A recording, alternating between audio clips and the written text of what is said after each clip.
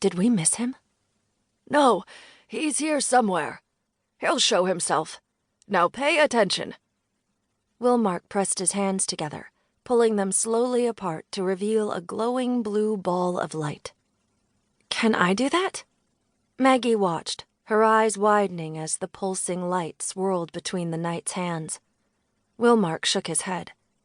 Standard elven magic. You can do something like this with bubbles. It's how I tracked Simon Wesley to this plaza. There's a similar ball of energy, a smaller one trailing behind him, ever since he broke into your garage. He what?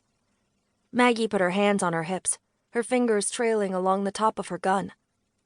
I really need to get an alarm on that garage. The ball of light in the knight's hands suddenly grew darker, turning a deep purple. Wilmark jerked his head to the right, pressing his hands together and putting out the light. There he is. Wilmark pulled her back even deeper into the fading shadows, his long dark hair falling over his shoulder. Maggie felt a familiar urge to move in closer on a suspect, but the knight's large hand was gripping her arm, holding her back.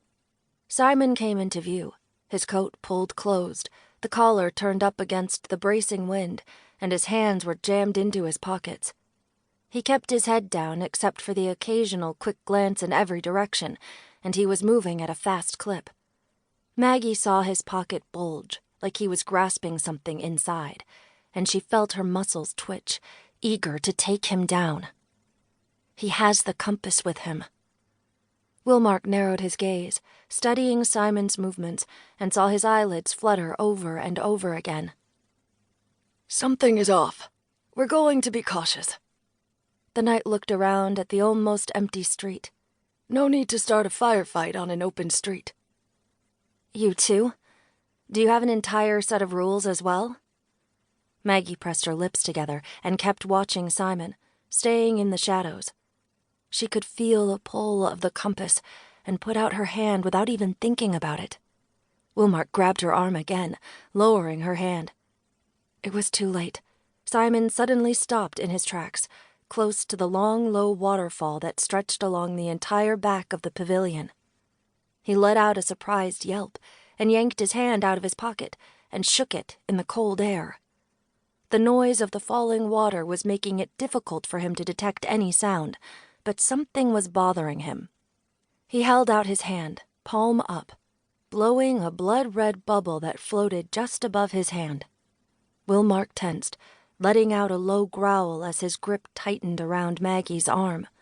Maggie peeled his fingers off her arm and shot him a look. You're here as a courtesy, not as my babysitter. I'm here to protect you. You don't understand what you're looking at. There is so much for you to learn. I understand enough. Get this down now. We're allies, first and always. I'm willing to stand beside you, but not behind you. Maggie pulled out her gun, waiting. Wilmark crouched down, further into the darkness. Simon is no longer an ordinary foe. He's practicing dark magic, some of the oldest kind. It's already taking him over. He shook his head. It takes a rare magical who can use blood magic and survive. Your gun is going to be useless against it. Maggie furrowed her brow, putting her gun back in the holster. Even from this distance, she could see something was happening to Simon.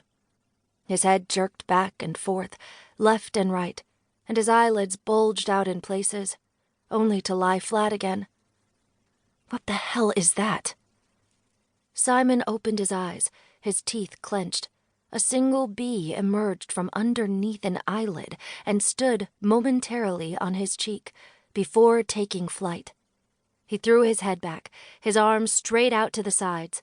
Another bee emerged, followed by another, until a swarm was surrounding his head, carefully following the lines of his face and forming themselves to it, till all that could be seen were two dark eyes. Maggie's mouth was open in a perfect O, but she quickly shut it and felt herself relax into whatever was coming next. You find a solution by staying calm. That's one of my rules.